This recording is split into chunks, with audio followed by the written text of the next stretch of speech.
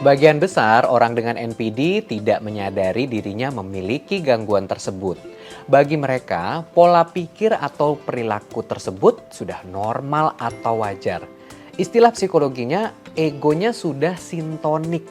Maksudnya ego sintonik ialah cara mereka berpikir sudah terasa sinkron atau selaras dengan diri mereka sendiri. Sesuai dengan gambaran ideal tentang siapa mereka. Jadi, ketika mereka merasa harus dikagumi atau merasa lebih unggul dari orang lain, buat mereka itu adalah hal yang wajar, bahkan positif. Sehingga orang dengan NPD jarang merasa ada yang salah dengan dirinya.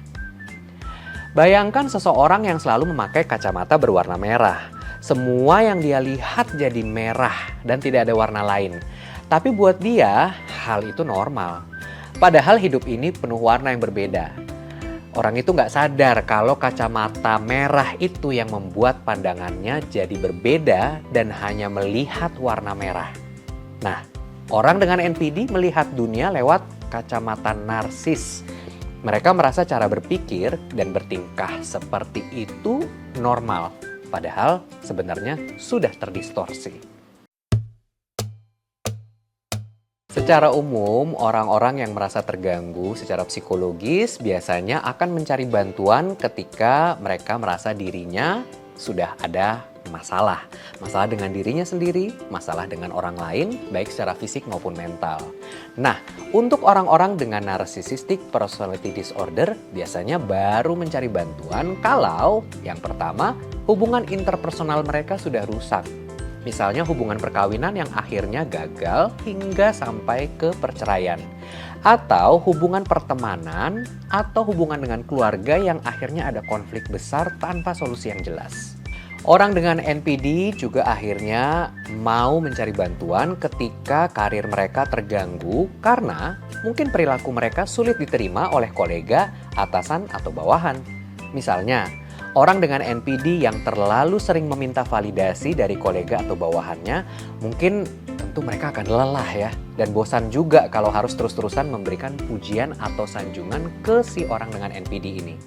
Lalu kolega atau bawahan ini bisa melaporkan ke atasan yang akhirnya membuat orang dengan NPD ini ditegur dan mendapat surat peringatan.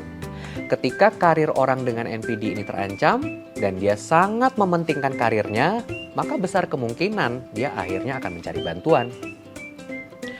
Atau ketika orang dengan NPD merasa sangat hampa, depresi, atau mengalami kecemasan yang berat.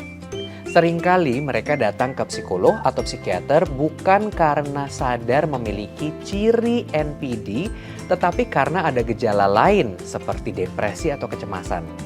Setelah ditelusuri lebih jauh melalui pemeriksaan oleh psikolog, barulah ketahuan bahwa ada ciri-ciri NPD yang membuatnya mengalami konflik di rumah tangga atau pertemanan atau pekerjaan hingga membuatnya merasa sangat depresi atau cemas berlebihan. Bantuan yang diberikan bisa berupa psikoterapi untuk membantu mereka memahami pola pikir dan pola komunikasi yang selama ini tidak menolong. Atau mungkin ada trauma di masa lalu yang perlu dipulihkan.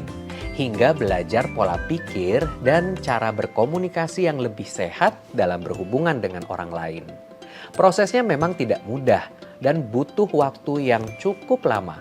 Tetapi perubahan itu tetap dapat mungkin terjadi.